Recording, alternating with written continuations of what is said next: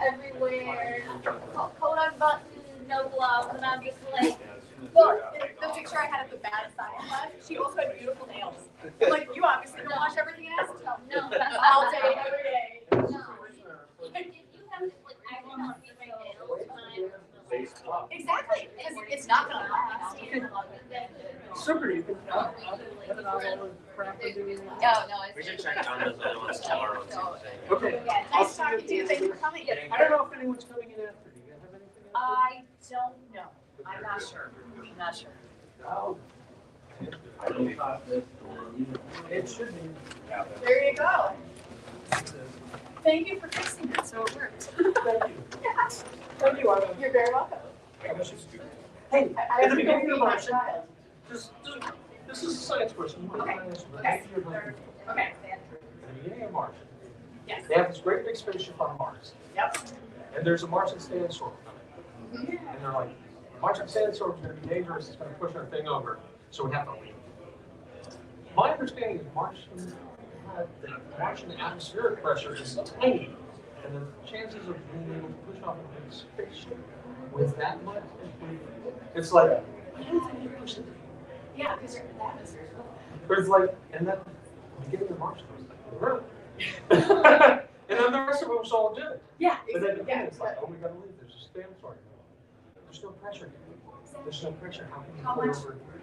velocity in those sand particles? So have you thought about that? I had not, but I bet my husband has. Right. It occurred to me. Yeah. Say hello to your husband. Say hello to your daughter. Will do. Oh, She has talked much about your panel yesterday. It's like a weird spot. It's like it's you. It's you. You got it out. Awesome.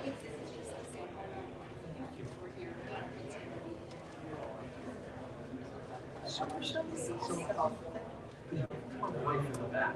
Yes. She is the one with the mask. Will do.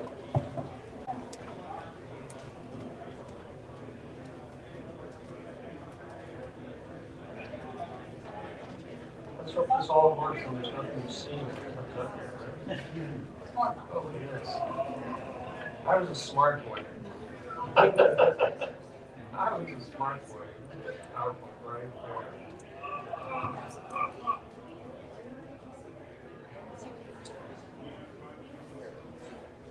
Oh, it's been so long since I've used this technology. Oh, yeah, what? If you go into the presentation. Slideshow, there it is. Oh, come on. This is an old thing. Yep.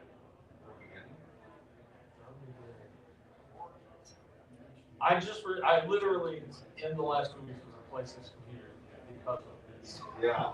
Oh, look. That's great. Come on, that was just a slideshow. You all saw me play. Maybe it's linked. What's this? Almost there. Are you on the black screen? There are black screens in the slide set, but I don't think this is on. We can do this with or without, but if we do it without, see it, but it doesn't look like it's actually playing.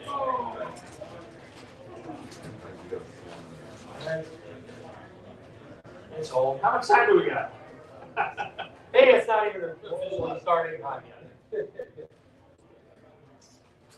So this is me talking about, hi. I guess I can do a little introduction while we wait for the computer to figure out what it thinks we can do. I have spinning wheel pen. Oh no. Oh! Another, every moment this computer is reminding me why I replaced this computer. Yes. Hi everybody, my name is Steve Sullivan. I've been working professionally in the role-playing game industry and publishing and comic books and novels and that kind of stuff since I joined the staff of TSR in 1980. Almost exactly, well, in August it will be 45 years ago. So a very long time. I started working at TSR as an editor, and then for a variety of reasons transferred into the art department.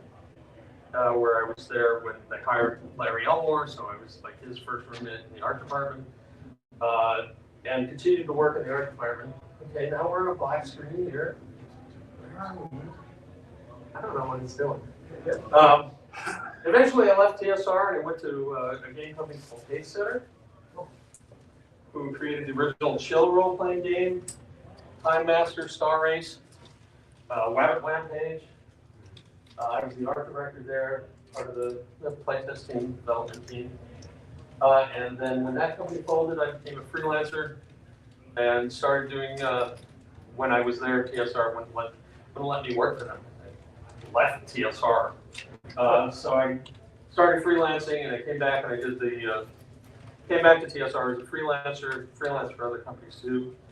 I did the maps for the Time of the Twins was one of the first things that I did when I came back. Margaret, I had a lot of friends at TSR, and I complained to Margaret that I could never figure out from the maps in the first Dragonlance books where the hell we were.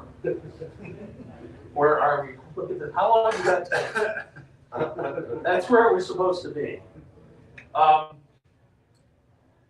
So I said, and Margaret, somewhere in the front of the book it says, "And Steve, now you know where you are." That's one of her little notes. So that's me. I did Dragonlance maps for the games. I'm done. I moved and worked in comics for a while. Did characters you probably never heard of, but I also did Teenage Mutant Ninja Turtles when they had a color comic for a good chunk of time. They were great. They were the best people I've worked for. And when comics decided to crash, I became a novelist. And I've written 5 Dragonlance books and 14 Boy Detective books and a bunch of spider riding books and many books for many different things. Eventually, leading up to one of the last adaptations I did was Iron Man, the original Iron Man movie. So I've done a lot of stuff over the years. Currently, I'm mostly working on my own stuff. Way back in the day, I also was the guy that wrote these D&D comic ads that you saw in every Marvel comic for, I don't know, a year, 2 years. It's so long ago, I don't remember. We can get to that. So I have a lot of stuff I can talk to you about. I can talk to you about TSR or newsletter or freelancing or any number of things. I can go through a little history and take you through my whole journey. We can just do the comics. What are you guys what are you here for? What do you want to hear? And at some point, we could open up to questions. We could even start with questions and just ask me stuff, and I'll tell you stuff. Any sense in the audience wanted me to just start in with how I started at TSR? Sure, that'd be great. All right, cool. All right, I think that's what the slides are going to support. Now we all get to find out if this is going to do what I want. There I am, Stephen D. Sullivan. That's my my website. I'm SD Sullivan almost everywhere on the web. You can find me there. You can find me on Facebook, either through Stephen D. Sullivan or Steve Sullivan or Steve Sullivan. And ubiquitous. There's what I look like without a mask. Well, I've lost some weight since then, so I need to get a new picture taken.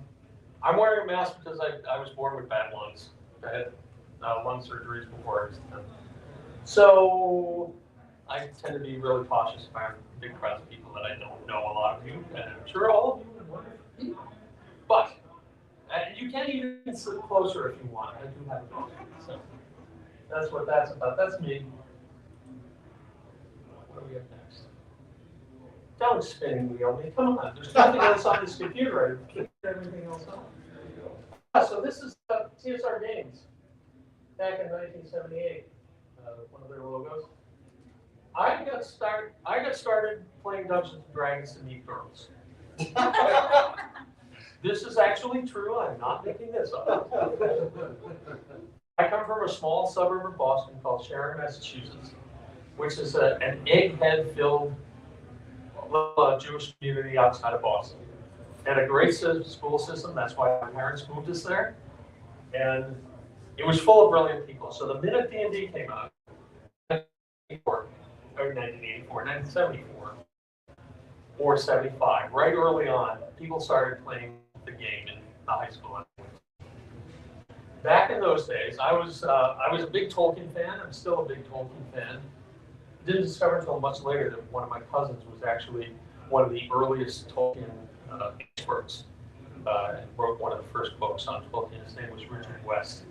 And he's actually my dad's cousin, so he's my cousin once removed. But not knowing that, I was heavily into Tolkien. And when I first saw D&D, and I first heard of D&D, I thought, well, that sounds interesting. And one of the guys that was running it invited me to come and watch them play very early on after the game. And I watched them play, and I thought it was really cool. But I also thought it was like bastard Tolkien. and it was pretty cool as far as blasphemy went.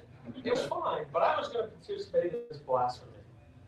And so I didn't join in right away.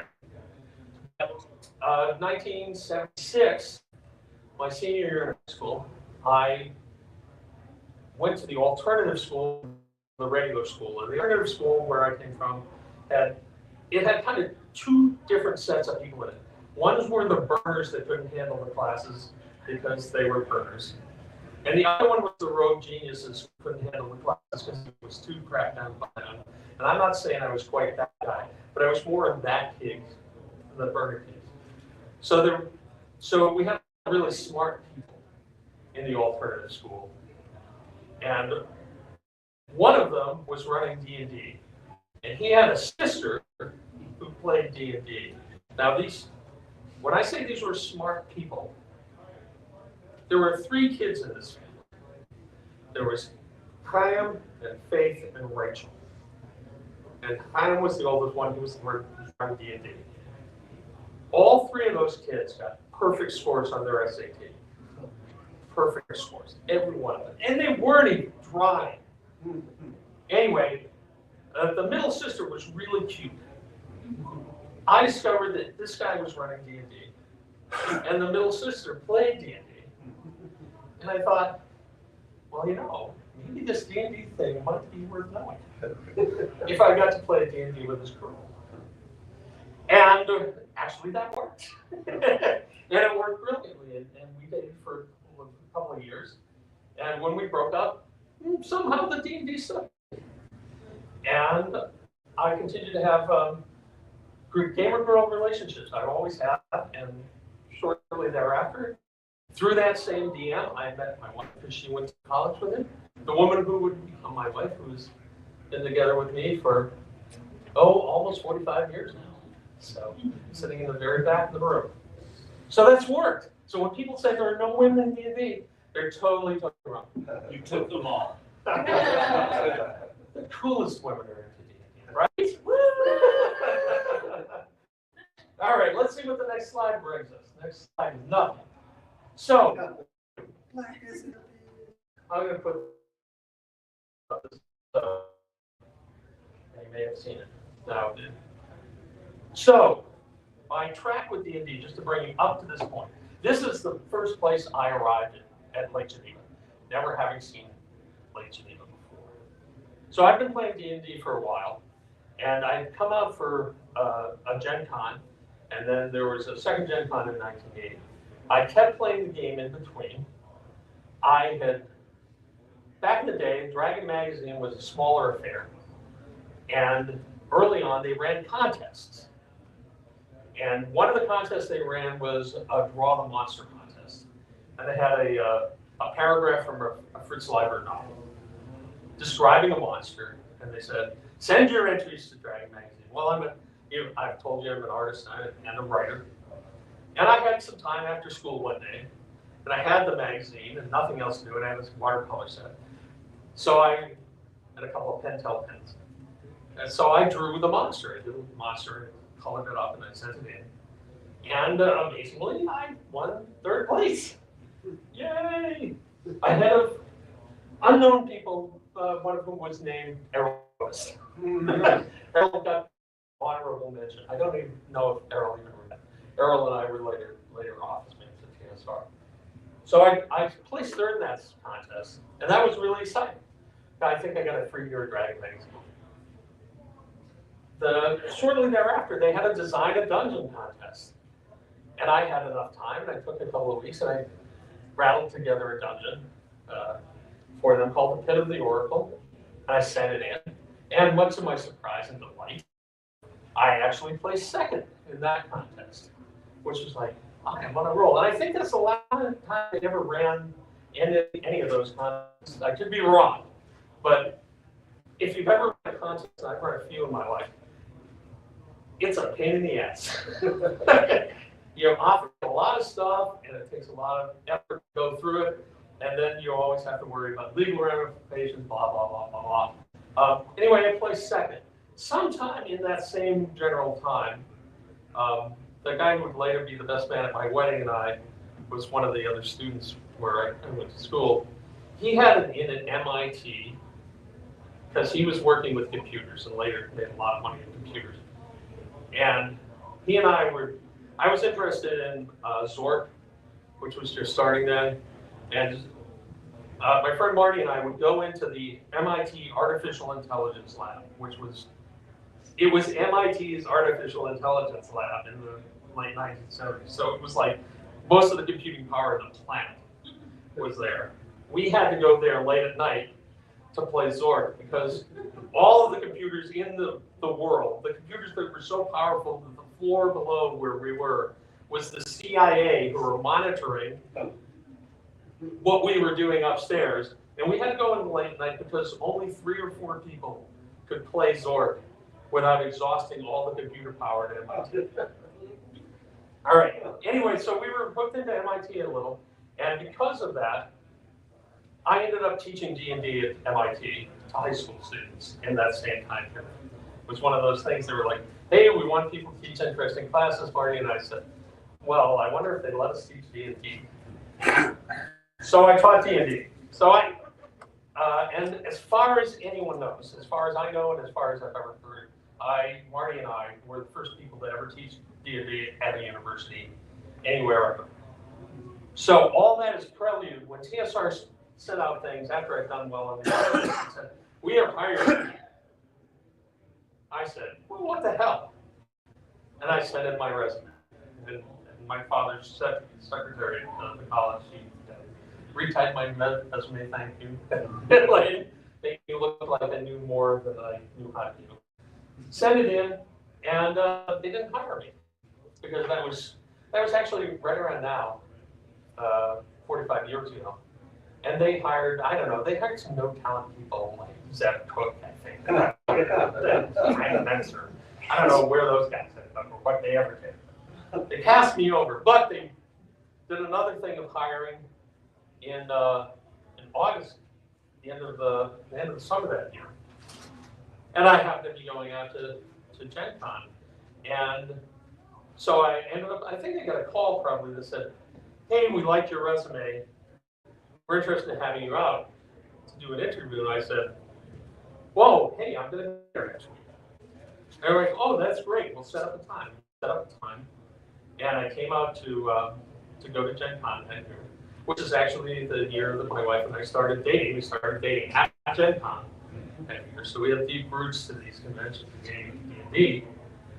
And I met Lawrence Schick, who designed White Plume Mountain and all sorts of other cool things since then. And Lawrence was the head of the creative division at that time. And Lawrence and I literally spent my entire interview, him talking to me, as Lawrence and I wandered around Parkside, which was where Gen Con was then, looking for Harold Johnson, who was going to be my boss if they hired me. But Harold never showed up. We never saw Harold, never found him. But apparently I did well enough during that little interview that after driving home 24 hours straight to Massachusetts from Gen Con, I literally drove home, my new girlfriend in tow, who was going to visit with a friend out there, put my head down on the pillow, phone rang, I picked it up, and he said, hey, this is Lawrence Schick out Lake Geneva. And I said, oh, hi, Lawrence. I just got back from Gen Con. And he said, well, how soon can you get back here? I said, how soon do you want me? And as it ends up, like 10 days later. I moved out to Lake Geneva, and I've been out in this area ever since. I dropped out of college to do this because this is my dream job, man. I'm going to work at TSR on D&D. They're hiring me into they called it, but it was really the editorial department. They were hiring me into work production. I had newspaper experience too, so I'm sure that helped. When he added all those little things up, I looked like I knew what he was doing. I dropped everything. I put together a suitcase, a guitar, a suitcase, and a pillow. And the suitcase mostly had games. Because I won one of the previous contests, I'd been loaded TSR games. And I thought, I better make sure I take all these games I just won. And I learned them before I'm actually there. Flew out to O'Hare, got the limousine from O'Hare out to Lake Geneva, which dropped you off here, which was then White Hen Pantry. I don't know if any of you remember White Hen Pantry. It was a little deli, the kind of deli you find in a gas station house, but separate. And that was right there in that corner shop, which is right downtown. If you know Lake Geneva at all, the lake is over here, the Riviera is kind of straight through there. The place that used to be the hobby shop is over here, like a block away. So I got dropped off there. It was a sultry September night in 1980, and ended up walking what turned out to be half a mile, 3/4 of a mile up the street to where I got an apartment with, they'd hired another guy the same day they hired me, whose name was John Pickens. I don't know if any of you know John. John and I were hired in at TSR around, my employee number was 95 when I got there. I like to think John was 96, but he could have been 94, I don't know. When I left, I was 36. I moved up that many places in seniority because of attrition. When John finally left TSR, then WotC, then maybe even Hasbro, did you care to guess what his number was? It was, yes, correct in the back, John's number was number 1. So this is maybe all more inside baseball than you need to know. That's where I dropped off. This is the logo that we were using at the time, designed by Carlene, who's here and still the wonderful woman she's always been. And this fudge shop here was, down where the fudge shop is, was the Dungeon Hobby Shop. This is the building as it looks now. Sadly, the terrible thing about having all these great members in 1980 is nobody had camera phones back then. Maybe you had little Instamatics. There weren't a lot of pictures taken. So I did a little walking tour back then. This was, the lower part was the Dungeon Hobby Shop. The upper levels of this building were art department on the 2nd floor, and then the editorial, design, editorial, and development department on the 3rd floor. And it's a beautiful building now. Then it was a wreck. The Tom Mulvey's office on the 3rd floor had a big hole in the ceiling where Errol Otis and some other guys had gone up into the attic to see what was up there one day and stepped on a place that turned out not to be a joist. And ended up falling through the ceiling almost into Tom's office when fortunately no one was hurt. But there was this hole in the ceiling. None of the floors were level. You know, you could roll a marble down the floor and it might be going from one end of the building to the other.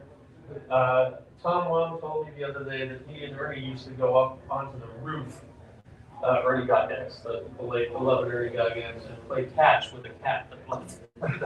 They would throw some kind of thing with a cat and run up across the edges of the roof and catch it as they were sitting up there doing the kind of things one did at the end of the 70s with the early part of the 80s, just hanging out.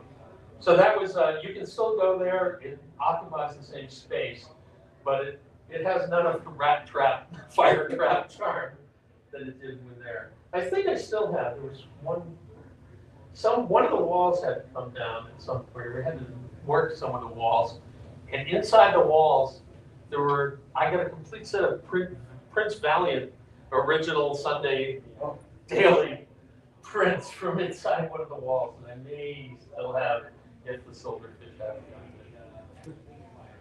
This little building, which I'm not sure if it's now the Hobby Shop Museum anymore, but this was the Dragon magazine when I was there. And Tim Cass was really the roost. Late great Tim Mohan was there along with a lot of others. I know people think that TSR has headquarters out on Sheridan Springs Road, and they go out there and they do the tour. And oh, here's where it all is. No, when I got here, this was TSR's headquarters on Sheridan Springs Road. This unassuming building was the big place. This is where Gary and Brian and Kevin and the advertising department and the warehouse were. This was what we all called the LRP building. And LRP was a van conversion company that had occupied this building before. If you go online and you look up LRP vans, you'll find LRP vans, even though the company's been out of business for 40 years or something, because they were a big deal, big enough deal that making your crappy panel van into a beautiful love van with shag carpet and a waterbed in the back was big business back in the day. So that was the LRP building, and that's where those of us who were downtown creating stuff never wanted to go here other than for brief, hey, look how good we're doing meetings. So you never wanted to be called down there because you never knew what the executives were going to do. Probably all of you have heard that about the kind of feuds going on inside D&D between the business side and the creative side and stuff. That was just kind of starting to simmer when I was there. Anyway, I got there just in time that the company decided that they wanted to create an easier version of the game and get it out more to a mass market, even more mass market than the Holmes edition of Dungeons and Dragons. And so I was lucky enough to be one of the people that happened to be the editors on Dungeons and Dragons Basic and Expert, which they now call Mold, They, and Cook, after the designers. In the books, they say those guys are the editors. They're all adults. Bullshit. Designed these games. Now they based them on by Gary and Dave and all that kind of stuff. They were the lion's share of the work, but these were all hands-on-deck projects. So everyone that was on the third floor at TSR had a hand as the part of the editorial department, then called production. We did a lot of, one of the things we did was make sure that both the books were organized the same way. And that meant rearranging a lot of stuff in one or the other of the books. And then making sure that they all had similar formats. So when Tom or Zev handed something over, it might say, orcs have 4d8 plus 4. And I'm making that up out of my mind. And that would be the start of the thing. And so one of the things that I had suggested and ended up doing for some of the characters was writing, we said, we need everything to start with a description of what it is. So an orc is a green humanoid who's 5 to 7 feet tall, or whatever that was. So we standardized all that kind of stuff. That was the kind of stuff that editorial was interested in. There were 3 sections on that third floor. There was design, which was the people that were actually doing all the game rules and the modules and all the core stuff. There was development, who would take the designs and then play test them and make suggested changes. And then editorial, called that production, where we would, rearrange and make sure everything, and take everything from the development department and the designers, and all the way up through print and proofing. So that was one of the first things that I did there, was work on this. And I had come into the company with a little bit of copywriting experience from courses I had in high school. And so I actually ended up writing the back cover copy for both Basic and Expert. It was one of my jobs. Almost got me fired.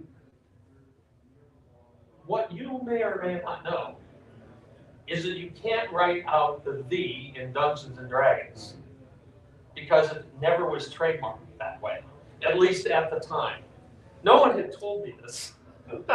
No one had told anyone this, as it turned out. I had written out all this back cover copy, and they'd done print proofs on it and stuff, and had these sheets that said Dungeons and Dragons, A&D Dragons. And suddenly, someone in the out in Sheridan Springs Road got a look at that and said, "We didn't trademark it that way," which is, in my opinion, I didn't you trademark it that way, but you have to use the ampersand, which meant I almost got fired, except that they never told anybody that was true. None of the people in our building knew, which is why. So we had to fix that. That was a little annoying. That was my first close brush with the executive fiat, but I survived. The game did really well. We had a great time with it, and I'm delighted to say people are still playing it. This is the first Blue Tail module. I worked on that as well. I did the back cover for that, which has some a few clever side jokes in it if you know where to look. This is the only, as an editor, this is the only hardback book that I worked on, but I didn't get a credit in it, and there's a story for that. I worked on a lot of stuff as an editor. I'm a good organizational editor, a decent proofer, and so I tended to oversee a lot of things and look at a lot of things. And one of the last things that you do in the process is you make a list of who the artists are in the product to make sure that the credits are right. Well, because of tight deadlines and hard work schedules and the fact that they were paying us 25 cents an hour more than minimum wage or something like that, I managed to accidentally leave Bill Willingham's name off of one of the products and it went to print. And I was mortified, and Bill was understandably furious. This was early in their relationship before I knew Bill really well. And so as soon as I found out it went down, I immediately apologized to Bill and said, "I apologize, Bill. It's unforgivable. It's a terrible error. And if it ever happens again, I will leave my name off the next product I work on." Little did I know that there was already a product in the line that was going through the process where it also left Bill's name off. And so the next project was Feedfolio, and I thought, all right, I'm going to work on more hardbacks, won't I? So you won't find my name on Feedfolio, but Alan Hammock and I were the U.S. editors on that, and I can tell you where the bodies are buried, and they're buried in the drow section, and they're buried in the carbuncle at least. And if you look, you can see where the typeset changes. The interesting thing about this project is it came up to us complete from England. It was typeset over there. Everything was done over there except maybe the back cover copy. And they didn't use a set of type that we had in the U.S. They had invented their own British type of type. So people like me and Al and some of the other folks at TSR, if we needed to change anything, we had to keep the changes minimal, and we had to match the type in the book as it existed as close as we could. And that's why when I said to Al, you know, Al, the way they've got the drow statted out, if you kill just a bunch of first level drow, you're going to be walking away with +3 swords and stuff. That might not be so good. Can we fix that? And Al said, oh, you're right. Al and I then had to cleverly figure out what parts of that book we had to cut out and what we could replace that with in order that, your third level human parties wouldn't be walking around with +3 swords that they blew the drow. Anyway, that was an interesting project, and we had fun with that. Harold Johnson and I came up with the Tome of Creatures Malevolent and Benign, which we thought was appropriate. And Don Turnbull, the UK editor, said, I have a little, after this was printed, he came over and he said, I have a little problem with the word tome. The word tome in England, the word tome implies that something is dry and uninteresting. Harold and I wrote, yeah, what's your point, Don? On we go. My God, I'm halfway done already, and I'm not even close. I worked on not the workplace inappropriate behavior. I was one of the editors on B3. That's a long, involved story, but they got what they deserved. I set them up, so they would destroy everything. I actually ended up doing an illustration of that, and that's one of them. Then for a variety of, remember how I said I quit college to join TSR, right? TSR management has always been kind of weird, and there were always people in there that were, they'd take a management course and then would come down and rule by fiat from something they'd learned in the management course that had nothing to do with what we were doing at TSR.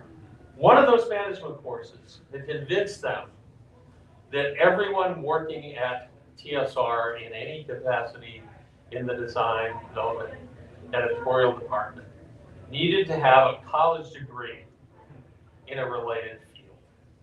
So Steve Winter, who had a college degree in journalism, he was hunky-dory. But me, who had left college to work with him, I was basically screwed.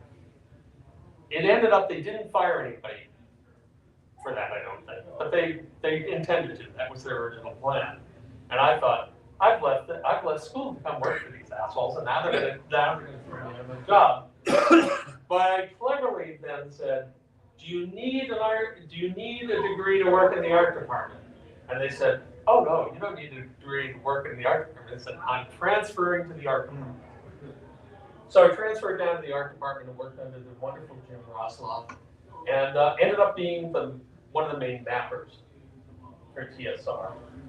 And at first I was really bored with this because I wanted to do illustrations. And Rosloff was like, you're not good enough to do illustrations, kid. Stick with what you know. Make it the best you can. And that was really great advice. Because I then started to just do interesting things with maps to keep myself amused. So I did the first 3D maps that TSR ever did. Dave Sullivan did Ravenloft maps, and then I retired. It's like, screw it, I can't compete with that data. No more of that. I did the Forbidden City, which a lot of people really enjoyed. So that's why that's here. I think some fan went in and cleaned it up and made it all new and beautiful online. So there's the more of the line work. We had a computer game department at TSR. Did you guys know that? Back in the day, not licensed. We had a computer game department for a couple of years. The computer game department was, I was the adjunct artist for the computer game department. We worked for the Apple IIc, I think, it was the Apple II series. And we did 3 games. We did Theseus and the Minotaur. We did an adaptation of Dungeon, the board game, and we did an adaptation of Dawn Patrol, which was actually a vector graphics 3D through game where you have all the stats of all the planes, and you can fly any number of other planes with other stats. It was kind of a brilliant game. I ended up doing stuff like this screen here with Theseus and the Minotaur. I ended up doing the in-game graphics for a lot of the stuff that weren't that group. TSR's computer games, we were very excited about it. Did some kind of exciting, kind of cutting edge work. If you know anything about the Apple and the graphics at that time, you can maybe see that that's a little more advanced than a lot of the graphics were at the time.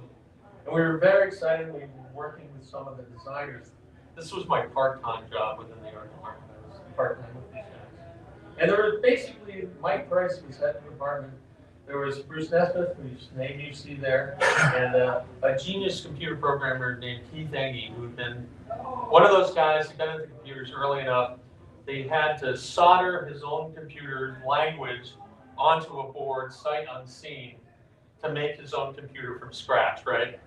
So don't make any mistakes on your soldering your board for your language. He was brilliant. And so we had these really qualified people in me in this department.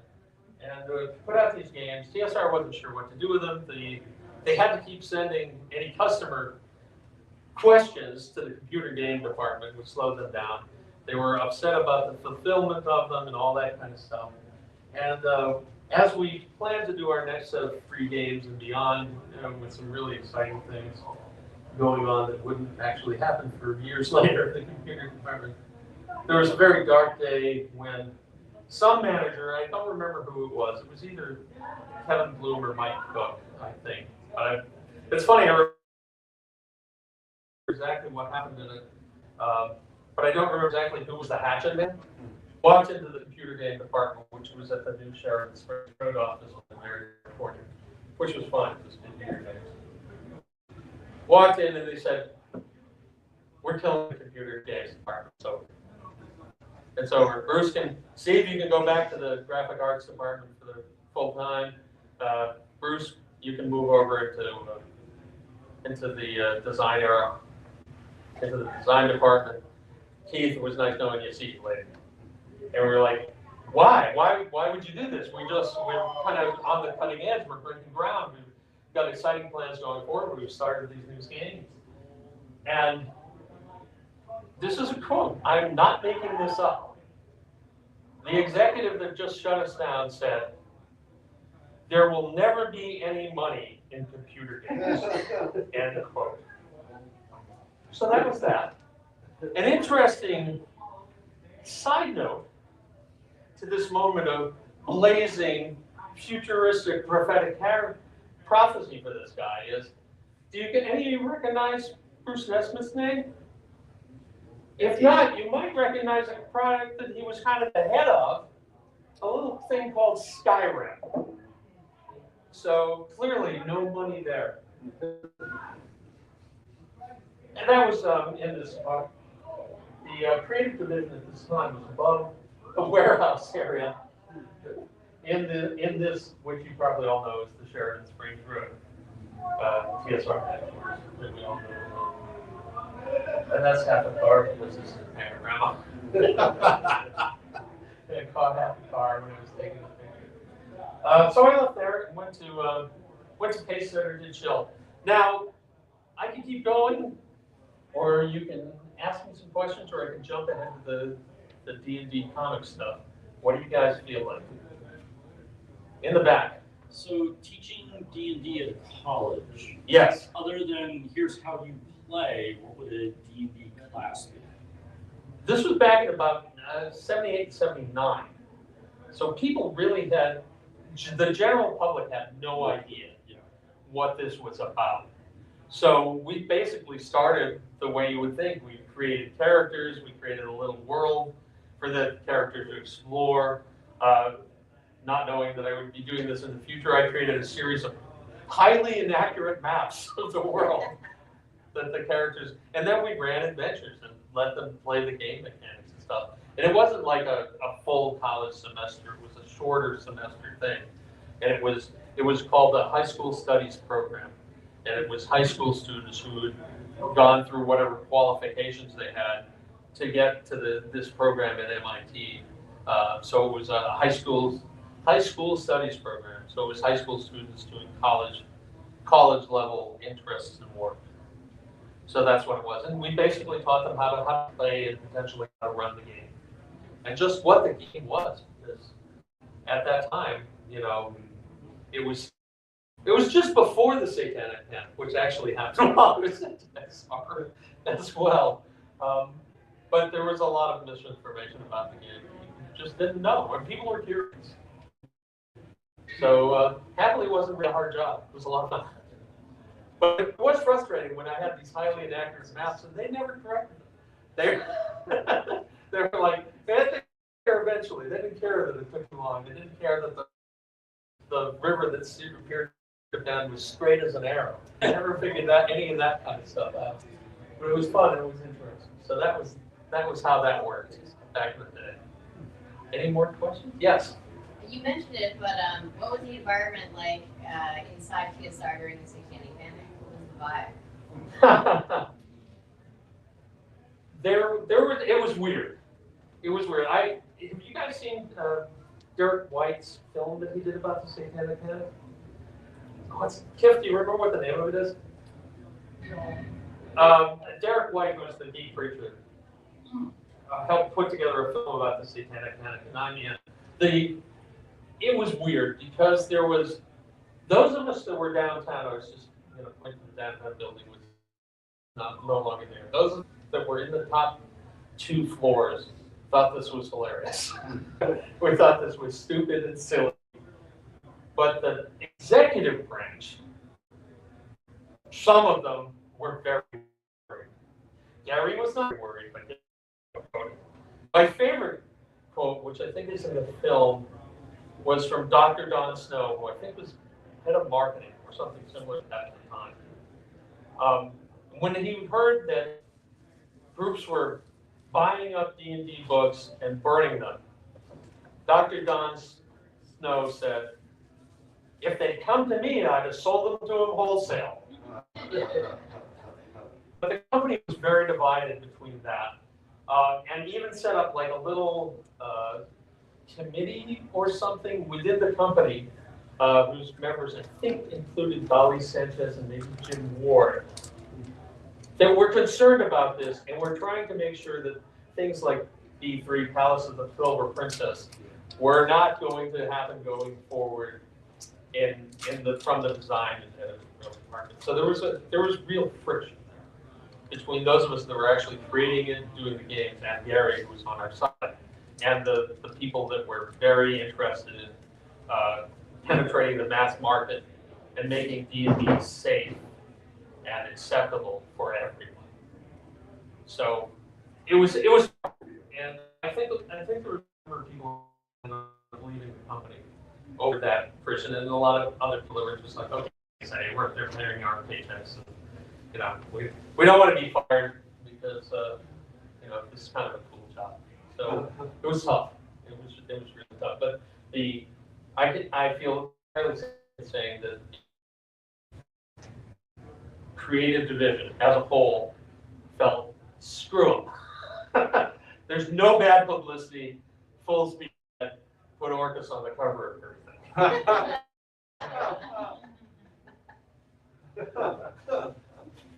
Does that answer your question? It did, thank you. More?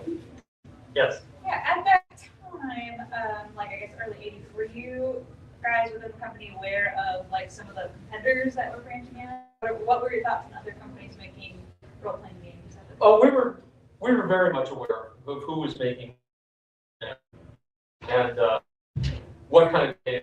Yeah, there was a fairly substantial, when it came out, a fairly substantial Call of Cthulhu game group within TSR playing Call of Cthulhu.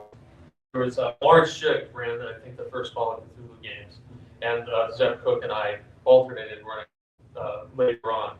The interesting thing about Lawrence's game was all stuff based on real things in Lake Geneva. It was set in Lake Geneva. So he'd scouted all these places that he in the game. There was one Halloween winter night, it must have been the Marinade night. Winter night to do, there was no party that year. We decided we were going to go and have a driving tour of all the places in Lawrence's game, which included the old cemetery and a house that was out on, I think it's called Snake Road. It was the mansion section that overlooks Lake Geneva, where there are mansions. In our little game, we had burned one of the mansions. The mansion at this particular address, the game was, we burned the mansion down.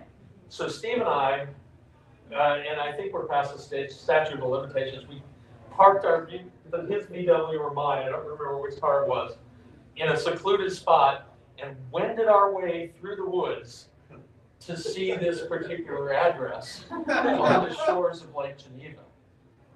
And when we got there, it had been like burned down. There was new construction on this house.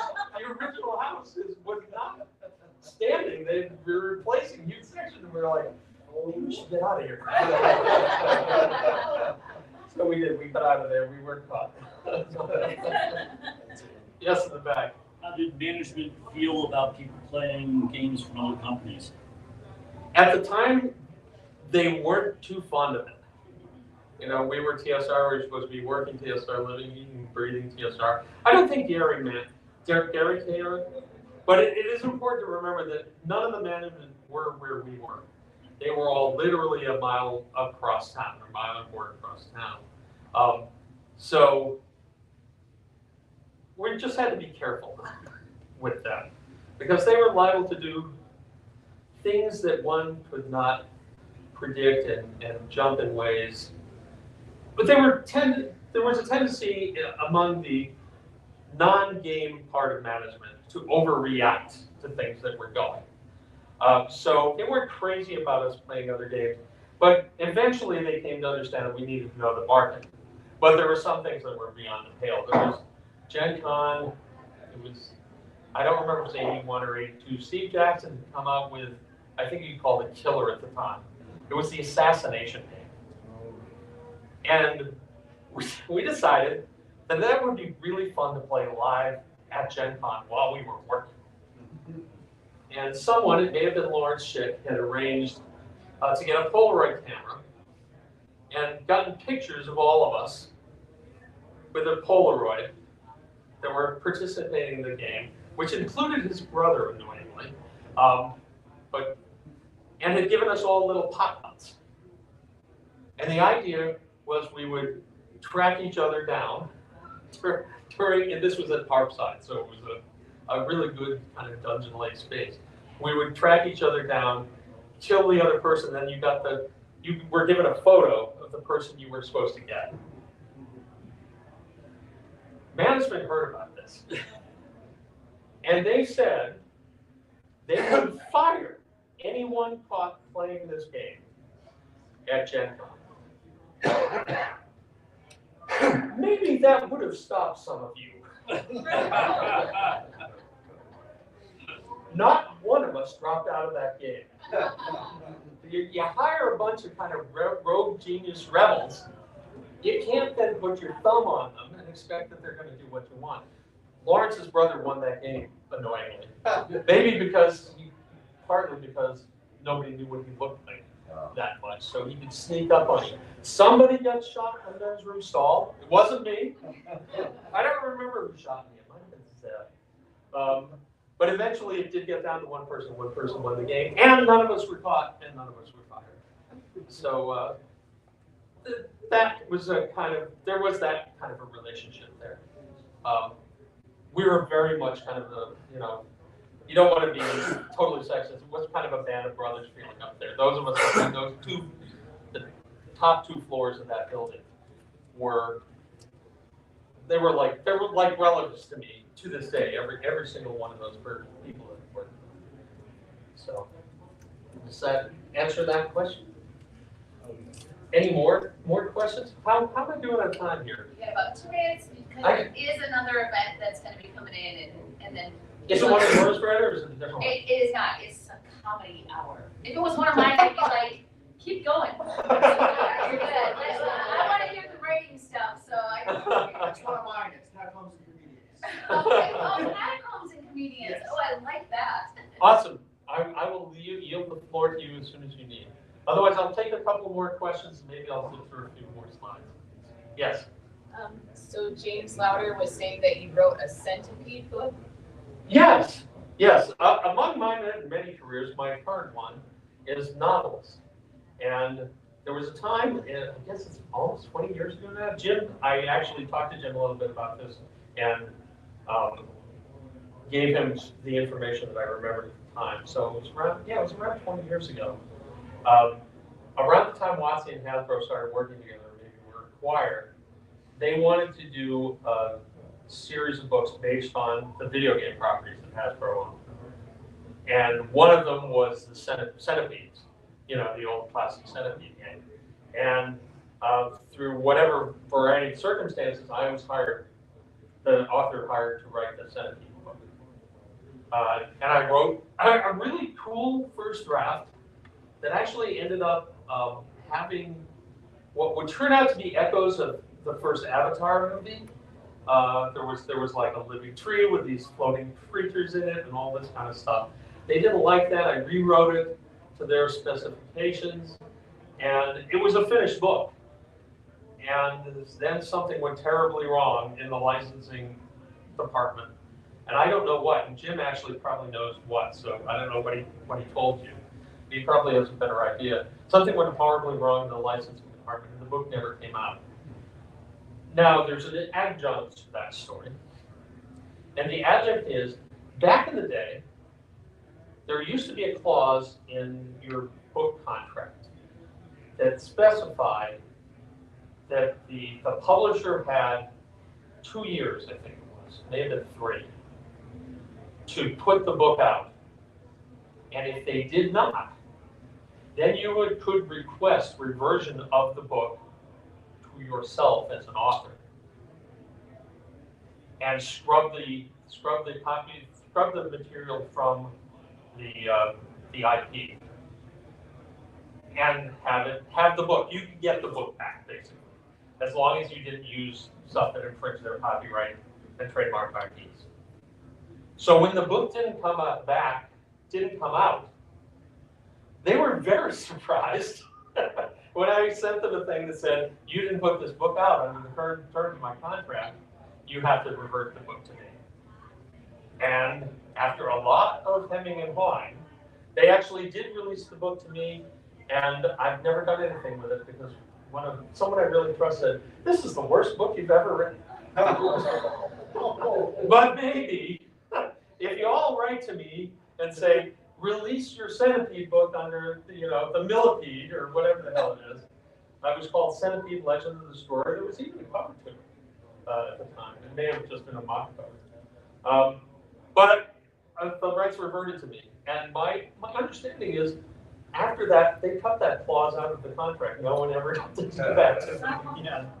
So, yay, sticking it to the man one more time. I think that's it. Are we good? 10 minutes to go. One more question? Maybe? Hey, I did the comics too. We almost got there. When I did that, I roughly might recognize the characters from Robinson War, ran 4 years in Dragon Magazine. That's my comic. My buddy John Hebert. I wrote a bunch of these guys. Might have heard of them. Yeah. I did 3 books in the Legend of the Five Rings. Won the Origins Award for the line. The last one I wrote. Nice. Oh, I wrote this guy. I wrote that novel, Iron Man the Junior novel. Funny last story about Iron Man the Junior novel. I'm sitting here in the Midwest writing novelizations for people. I've got a track record. I worked for Marvel. I did a bunch of Disney afternoons. I did Darkwing Duck. I did the Rescue Rangers. I did just whatever they needed. I did a lot of stuff for them.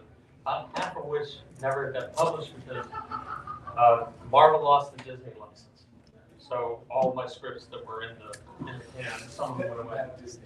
Managed to land this because I had pretty decent connections at that time.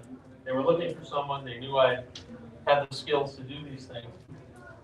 And they were like, "Yeah, we'll do that, but we don't want to send you the script." I said, "Well, how the hell am I supposed to do it? Send me the script. Don't send me the script." And I found out later that Peter David, who did the full, the senior novelization, they locked him in a room for like 4 hours and said, "Okay, you got 4 hours to take notes." Me, I'm part Irish. I've got a little bit of gift of gab and gave notes. I talked them into it. I said, "I know Wisconsin. No one cares. No one cares if you're going to send this to me. There is no one that's going to come to my house and steal the thing. I did this whole thing." They're like, "Well, as long as you send it back, we'll send it to you." But they never asked for it back. I still have it sitting in my house. I still have it sitting in my house. You want to put that on display. The novelization too, which was pretty cool. So, I think that's it. I think we've got comedy coming up. All right, Steven, thank you. We'll do more of this next year, right? Yeah, we definitely will. Awesome. It'll be great. Thanks, everybody. Have a great rest If of the you day. want the video from this, stop and visit Working Writers Mastermind booth in the vendor hall tomorrow. And all you do is give me your email. That email will not be abused. It'll just be to give you the link to the writer's tracks, including Steven's talk tonight. Thank you. I can talk forever.